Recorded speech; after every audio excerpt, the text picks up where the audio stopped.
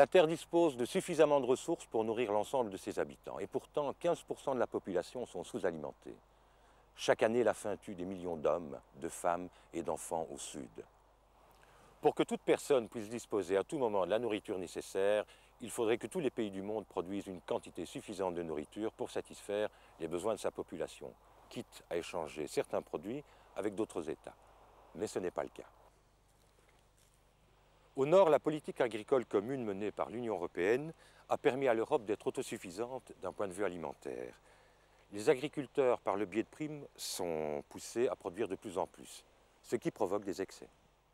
De plus, l'utilisation d'engrais, de pesticides, d'hormones, ainsi que l'élevage hors sol provoquent des pollutions de l'eau et des sols, entraînant ainsi une perte de qualité nutritionnelle des aliments pour le consommateur.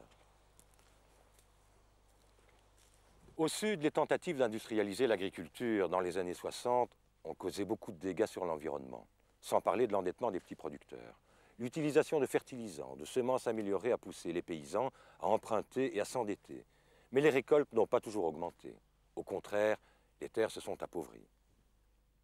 Certains paysans, devant le manque de revenus, n'ont pas respecté les périodes de jachère qui permettent au sol de se reconstituer. La surexploitation des sols et de la forêt a favorisé l'avancée du désert et la disparition d'écosystèmes diversifiés. En fin de compte, 25% des agriculteurs ont perdu leurs terres au profit souvent de multinationales agroalimentaires. Malheureusement, ces grandes firmes produisent principalement des cultures de rente pour l'exportation, comme le café, le thé, le caoutchouc. Des cultures bien utiles pour le Nord, mais qui ne nourrissent pas les gens du Sud.